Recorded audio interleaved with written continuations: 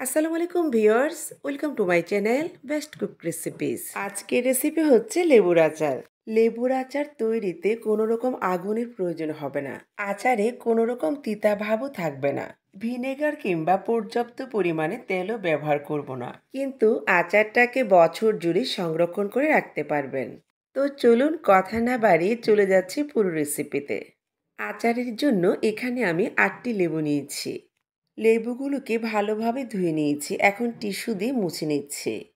লেবুর গায়ে কোনো রকম যেন পানি না থাকে। প্রথমেই লেবুর সামনে পেছনের দিকটাকে কেটে নিয়েছি, তারপর মাঝখানে টুকরো করে এরপর লম্বা করে কেটে নিলাম। একটু খেয়াল করে দেখুন, মাঝখানে যে সাদা অংশটা আছে সেটা ফেলে দিচ্ছি। এই সাদা অংশটা থাকলে লেবুর আচারটা তিতা হয়ে যায়। একইভাবে একটু ছোট করে লেবুগুলোকে কেটে নিচ্ছি, তবে আপনাদের পছন্দ মতো আপনারা কেটে নিতে পারেন। আমি আবারও বলছি, লেবুতে কোনো রকম যেন পানি না থাকে সেটা খেয়াল রাখতে হবে, না হয় কিন্তু লেবুর আচার দ্রুত নষ্ট হয়ে যাবে। তো আমার লেবুগুলো কাটা হয়ে গেছে।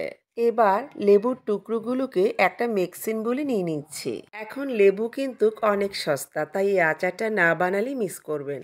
আচারের জন্য একটা মশলার মিশ্রণ তৈরি করব। আমি এখানে মরি, পাঁচফোড়ন, জিরা, ধনিয়া এগুলো 1 টেবিল চামচ করে নিয়েছি, আর নিয়েছি কয়েকটা শুকনো মরিচ। মশলাগুলোকে হালকা টেলে গুঁড়ো করে নেব। চলে আসলাম আচারটাকে তৈরি করতে। প্রথমে অ্যাড করছি 1.5 টেবিল চামচ লবণ, তারপর অ্যাড করছি 1 টেবিল চামচ লাল মরিচের গুঁড়ো, এরপর আরো হাফ টেবিল চামচ লাল মরিচের গুঁড়ো অ্যাড করছি হাফ চা চামচ হলুদের গুঁড়ো।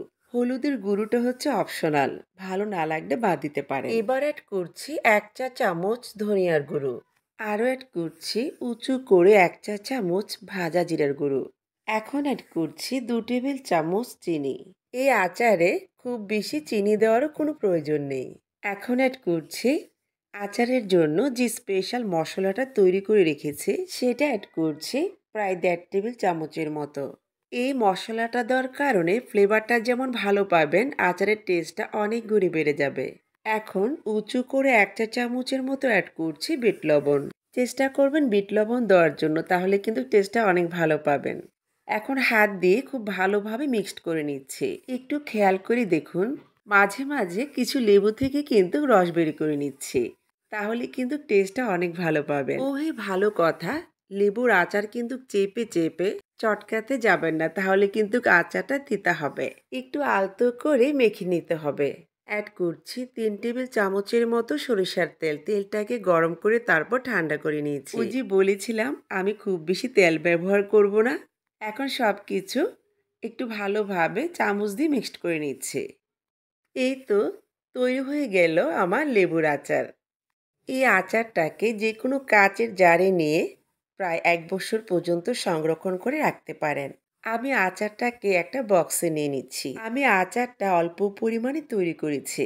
15 থেকে 20 দিনের মধ্যে আমার আচারটা খাওয়া হয়ে যাবে, তাই আমি আর কাচের জারে নিলাম না। তবে হ্যাঁ, আপনারা যদি সংরক্ষণ করে রাখতে চান তাহলে কোনোভাবেই প্লাস্টিকের বক্স অথবা প্লাস্টিকের বয়মে আচার রাখবেন না, তাহলে কিন্তু আচার খুব দ্রুত নষ্ট হয়ে যাবে। আচারটাকে 2 থেকে 3 দিন রোদ্রে দিবেন, তারপর খাওয়া শুরু করবেন। কোনো রকম ভিনেগার এবং পর্যাপ্ত পরিমাণে তেল ছাড়া আচার তিতা না হওয়া এবং আগুন ছাড়া বছর জুড়ে আচার সংরক্ষণ পদ্ধতি সব দেখিয়ে দিলাম। ভিডিও যদি আপনাদের কাছে একটু ভালো লেগে থাকে প্লিজ লাইক কমেন্ট শেয়ার করবেন আর চ্যানেল সাবস্ক্রাইব করবেন। আর সবার আগে ভিডিও পেতে চাইলে পাশে থাকা বেল বাটনটা অন করে রাখবেন, তাতে করে ভিডিও আপলোড করার সঙ্গে সঙ্গে পেয়ে যাবেন। আর পেজ ফলো করবেন। এতক্ষণ পর্যন্ত আমার সাথে থাকার জন্য অনেক ধন্যবাদ জানাচ্ছি। সেই সাথে বিদায় নিচ্ছি। আল্লাহ হাফেজ।